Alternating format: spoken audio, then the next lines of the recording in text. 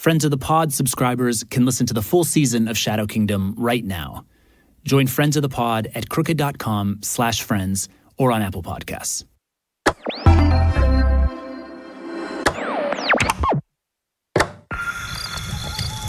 Campsite Media. There's a scene that I have been obsessed with for the past several years. It took place on a cool summer night in Austria in 1982. Italian banker Roberto Calvi sat in front of a cold fireplace. For him, it was a rare moment of stillness in what had been a full week on the run. His designer suit was disheveled.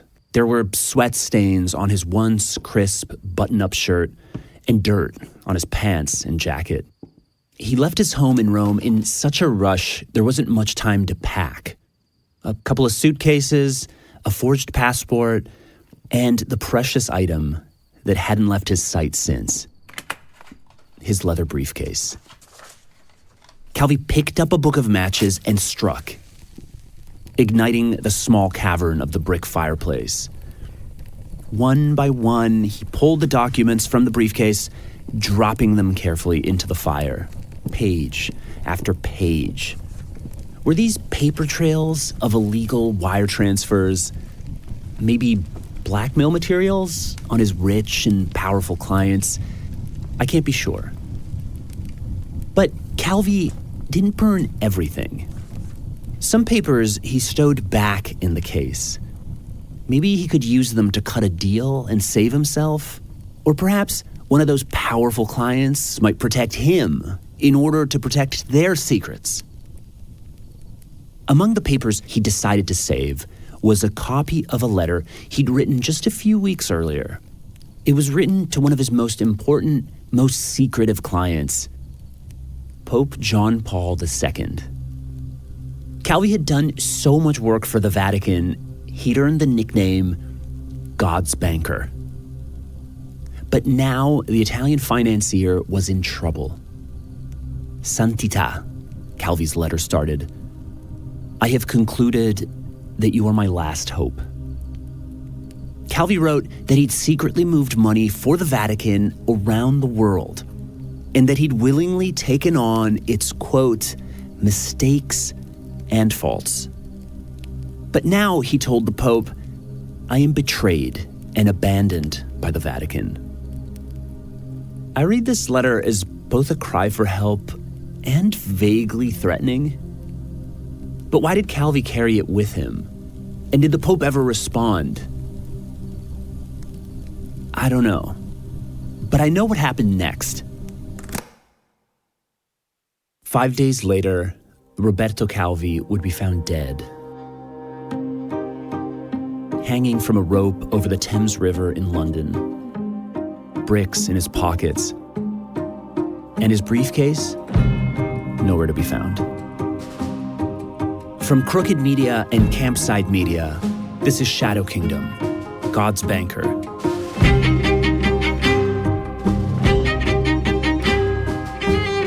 I'm Nicolo Majnoni, and this is Episode 1, Death of a Banker.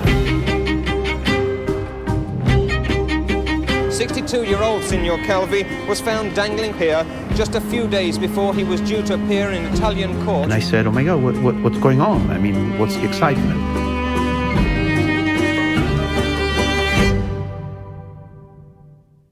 This show is sponsored by BetterHelp. When I was a lawyer, secretly scheming about a new career, nothing actually really changed until I reached out to a small group of people. And one of those people actually had nothing to do with journalism or media. That person was a therapist. And I'd never been to therapy.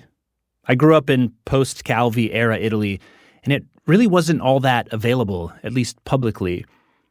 And beyond that, it felt really complicated. How do you find a therapist? Where do you look? Until a friend of mine told me about these therapy platforms where you could be matched online with a qualified therapist. And suddenly there was no excuse. I had to do it. And so I did it. And I have to say, I got really valuable guidance on work, on transitions, on seeing myself beyond just the career I'd chosen. So if you're at a crossroads or you just need a little outside perspective, therapy can help. BetterHelp makes therapy affordable and convenient, serving over 5 million people worldwide. And though it does have a network of more than 30,000 therapists, you can also switch your therapist anytime at no extra cost. So build your support system with BetterHelp and visit betterhelp.com/kingdom to get 10% off your first month. That's BetterHelp, HELP.com/kingdom. I stumbled on the story of Calvi's death while working as a corporate lawyer a couple years ago.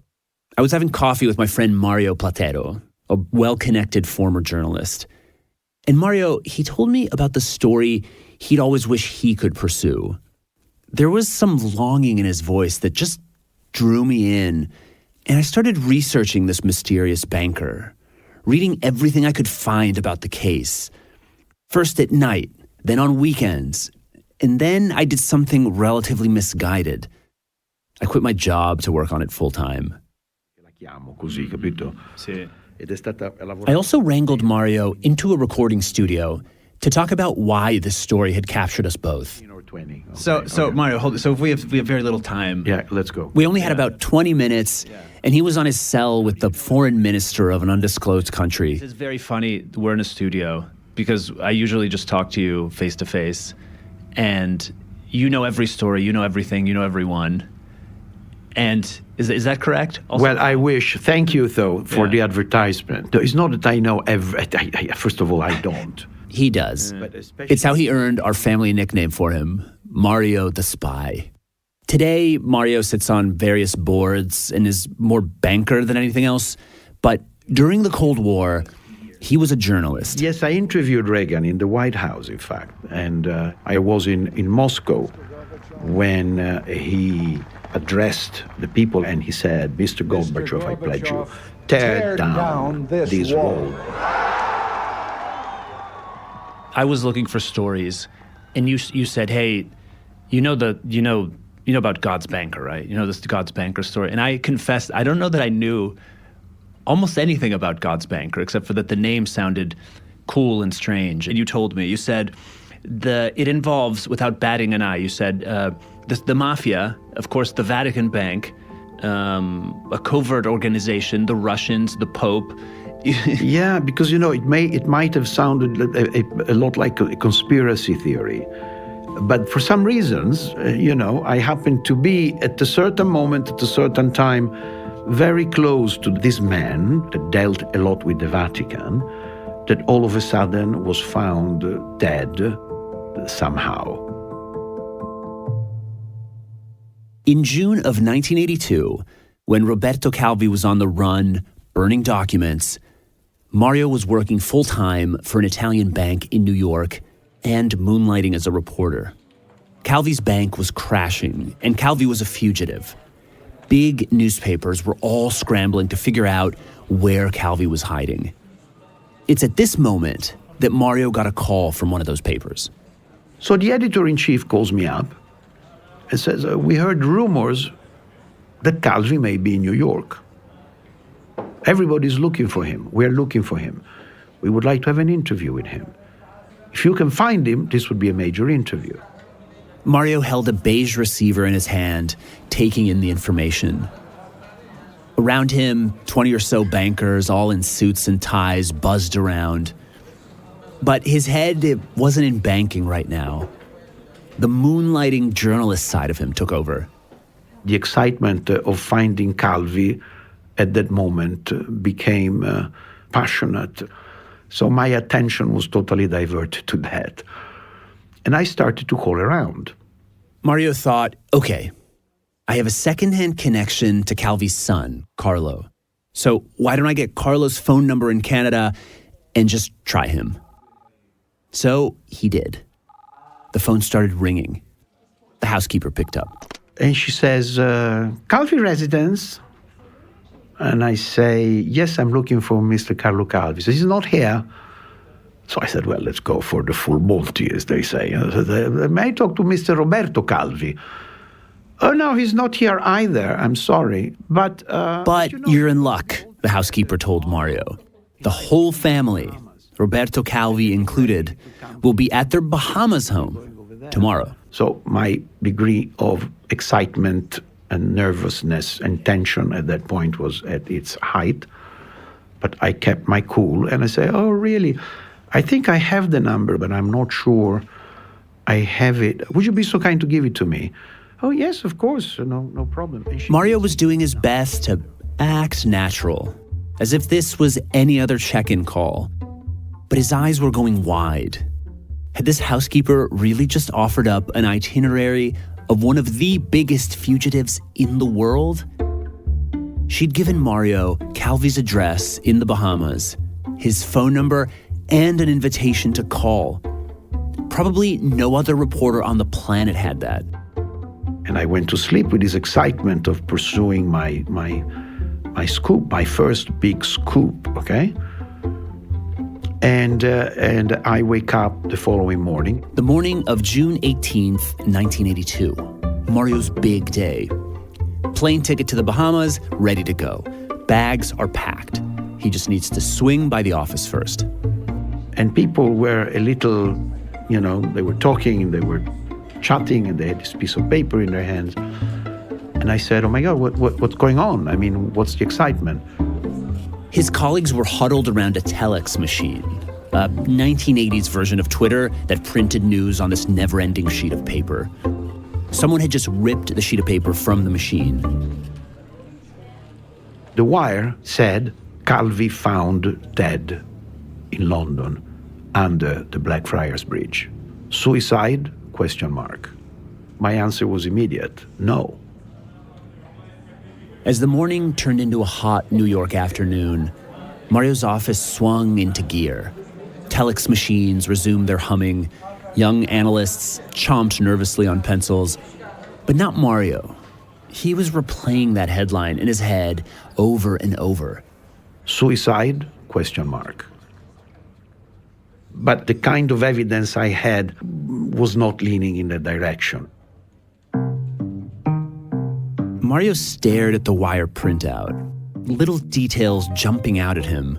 Like, wait, he had 12 pounds of bricks in his pockets, Suicide? wads of cash, a fake passport, and Calvi had 2 pairs of underwear on and 2 watches. Why? Add to that what Mario knew as a banker, Calvi had lost over $1 billion for his bank. And Calvi was rumored to have partnered with a lot of shady characters who may well have wanted revenge. I think that this was a murder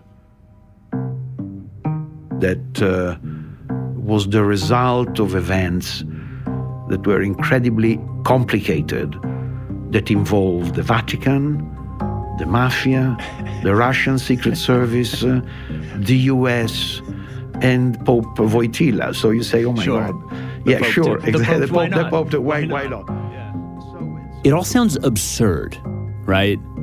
The Vatican, the Pope, spies in Russia and the US. Mario's saying they're all involved in Calvi's death. But it might not be so far-fetched, Mario tells me. Remember, this is peak Cold War. So the US and the Soviet Union, they're all at war in the existential fight of their lives. And strangely enough, in the 1970s, a major front of this war was Italy. Which was once ruled by a fascist dictator and now has the largest communist party in Western Europe. The loss in man-hours in Italy because of strikes and absenteeism is astronomical. 5 times that of France, for example. 50 times that of West Germany. Major plants are operating at 3/4 capacity. Italy has the lowest growth rate in Western Europe. At the time, the Communist Party in Italy was very strong. It had nearly 35% of the national vote by 1976. This was a disaster for the US. If Italy, a massive Western democracy, fell to communism, what was to stop others from following? It was like Vietnam, but in the heart of Europe. So the US had a rather unlikely partner in this fight against communism in Italy: the Vatican. The Vatican hated communism because communism hated God. Most communist regimes shut down all churches, and closed churches meant, among other things, no weekly donations to the Vatican. And so, supposedly, somewhere in this battle, the Vatican and the CIA joined forces to send secret cash to anti-communist fighters in the Soviet Union. They'd done this by hiring God's banker, Roberto Calvi. There was also the Mafia involved. Sure, of course. Of course, the Mafia, exactly.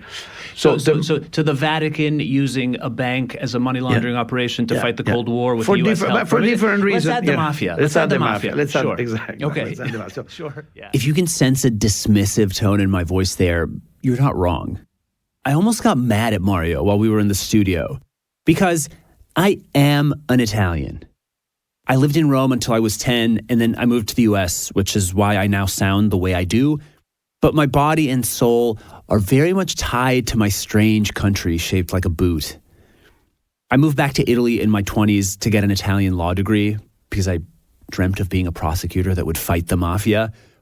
But that ended up being very scary. So I practiced corporate law in the US and the UK instead. Anyway, growing up in the US, I was always hearing Italians telling these wild stories. Always bombastic, always over the top, always taking some benign event and turning it into a big conspiracy. Mario actually told me there's a word in Italian for this, dietrologia. It basically means that Italians never accept the given explanation for something. They always suspect there's some darker truth lurking behind, dietro, the curtain. As an Italian abroad, I've had to fight this stereotype of the passionate, irrational Italian. And so I was immediately skeptical of Mario's theories about Calvi, the Vatican, the Mafia. Let me point out that I'm on your side with this. No, but what I'm saying is that you come to me and you tell me a man was killed because he was using the Vatican bank via Mafia laundered money to fight the Cold War with the backing of the CIA. And I thought this is so silly, and it's the typical Italian story that is fake. You're implying you didn't believe me. That's another reason to beat you up. Of course, I didn't believe you. In fact, I wanted to do a story myself on this, but then I didn't have the time and I never pursued it, so I'm very glad you're doing it. So the 25-year-old Mario who wanted to interview Calvi and never did, you pass that baton to me. I give you the baton so that you can do a nice story about it, that now it's much more complete in a way. Yeah, well, it all sounded very fake, and I wanted to prove you wrong. And this season is that effort. Mario had piqued my curiosity. I wanted to find out who had killed Roberto Calvi. But I wasn't buying his whole Vatican, CIA, Mafia, Da Vinci Code story. That honestly sounded a bit unhinged. Surely there was a more rational, more logical explanation. Maybe even that Roberto Calvi had very simply killed himself, just as the no-nonsense British police believed at the time of death. So find out what happened to Roberto Calvi. That's what I set out to do more than 2 years ago.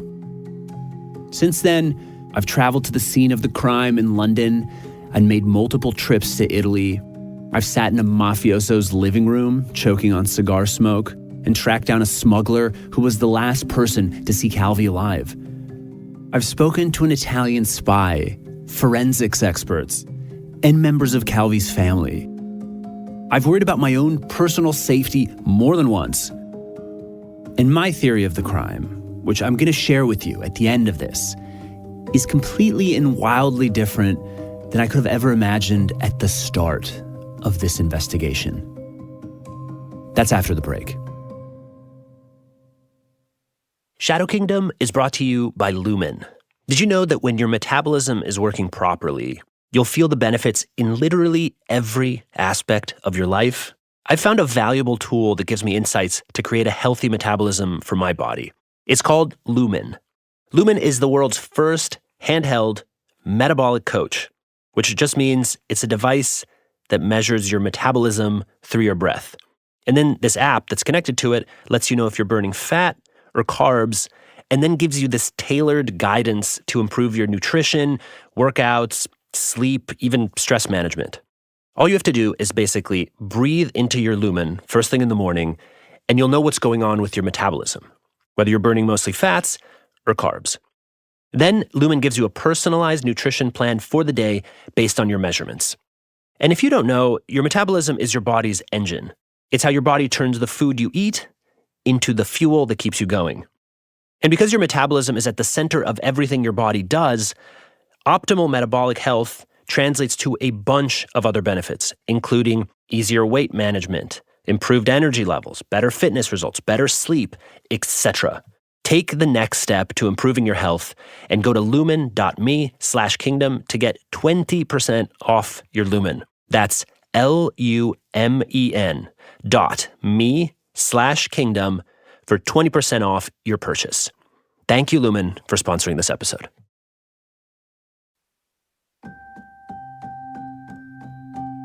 I started my research with something obvious: the official records of Calvi's death. In 1982, the British police said Calvi committed suicide. But Italian investigators said, no, don't be fooled, this is a murder. As I've mentioned, I've lived both in Italy and in England. My instinct here is to trust the British side of my brain. The Brits had no real skin in the game, and so much less bias, while the Marios of this world, the Italians, the people for whom Calvi is a celebrity, I feel like they're much more likely to see a conspiracy where there isn't one. So, if I'm going with the British side of my brain, why would Calvi have killed himself? First of all, Calvi's body was found hanging over the River Thames in London's business district. Suicide attempts were common there. Overworked bankers that can't take it anymore. It's really sad, but it isn't shocking. Also, Calvi was facing some grim prospects in the coming days, with the international media following his every move. 62-year-old Signor Calvi was found dangling here just a few days before he was due to appear in Italian court. Calvi had recently been convicted of illegally sneaking millions of dollars outside Italy, and he was very afraid of going to jail. I also found out that Calvi had actually attempted suicide when he was facing similar legal issues just a year before. The British coroner's jury ruled that he had committed suicide while the balance of his mind was disturbed. And probably most damning to Mario's murder thesis was that when British police examined Calvi's body, there were no signs of bruises, no signs of violence. All the evidence pointed towards suicide. Professor Simpson, who carried out a post-mortem examination on Signor Calvi, said there was no suggestion of foul play, no fracas, no struggle. Had there been, I would have expected to have found some marks of resistance. There were none. In other words, no one hit Calvi over the head and then deceptively propped him under a bridge. He didn't fight anyone. There were also no signs of chemical injections or stuff that might have knocked him out more peacefully. So there you have it. Calvi wasn't drugged. He didn't fight anyone. He was simply desperate, as he'd been in the past when he tried to kill himself. And he ended his life in a place where many other bankers do. And so ends the tale of God's banker. A very British ending, simple, logical, a bit dark, but without any fuss. Except, not so fast. Because although I would like the British part of my brain to completely take over, the Italian side poked me in the middle of the night. It poked me and invited me to listen to the Italians. Why didn't they like the British suicide theory? Well, Calvi was hanging in a place that was really hard to reach, that a team of young British cops could barely get to. And Calvi, he was a middle-aged banker with vertigo. How could he have filled his pockets with bricks and climbed up to hang himself? Italian investigators would also note that Calvi's body was both soaked and then dry in ways that couldn't really be explained. And the dirt all over his pants wasn't from the area around the bridge at all. It was from somewhere totally different. It was almost like Calvi had levitated to his final hanging place. Italians would also point out that Calvi had a boatload of medications at his disposal, which leads me to think that he could have overdosed and died peacefully in his sleep. No slippery bridge necessary. Oh, and finally, Calvi's precious briefcase, the one with the secrets from half the world, it was gone.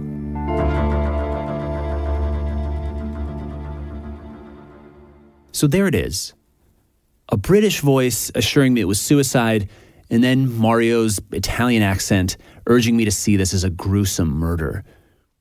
But it's kind of terrifying to entertain Mario's challenge, because if I believe that it was murder, then I open Pandora's box.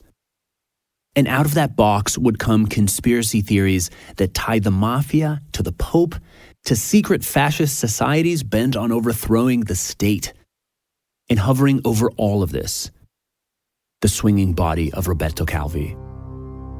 If I truly entertain Mario's challenge, I would have to admit that there's something to dietrologia, that there's something behind the curtain, something that those in power want to stay hidden.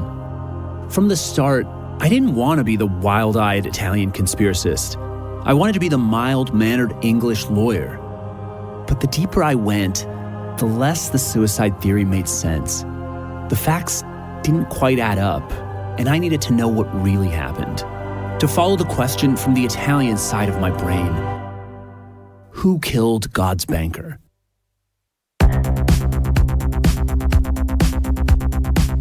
Coming up on this season of Shadow Kingdom.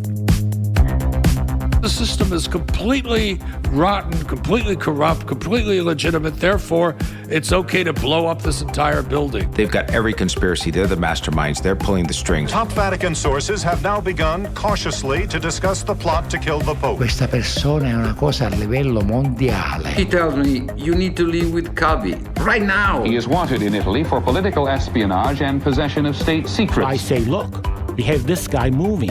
We know that while on the move, he's in contact with this character, a fixer. Che Calvi deve dargli un messaggio. Banking experts began to unravel the story of a big Italian bank scandal that reads like good fiction. All he would talk about was death. It was unbelievable. He basically dropped to the floor. He was screaming and crying, saying, Clara, we can't find him.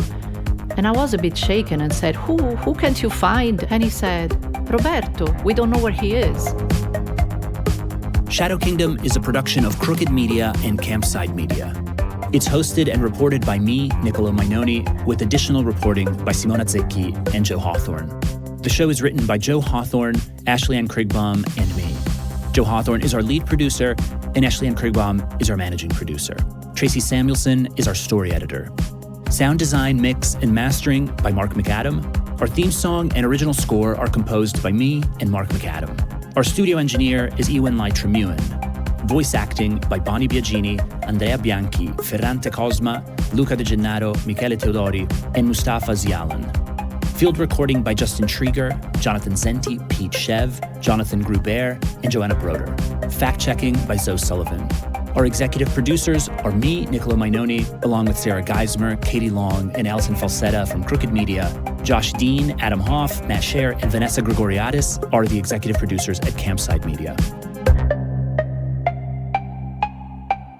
One last thing before we go. You can also listen to Shadow Kingdom in Italian. Look up Il Banchiere di Dio. The show is the same in one way, but it's full of original reporting in Italian with unabridged versions of interviews with Italian guests. We're really excited to tell the story in its native tongue. So please go check out Il Banchiere di Dio wherever you get your podcasts.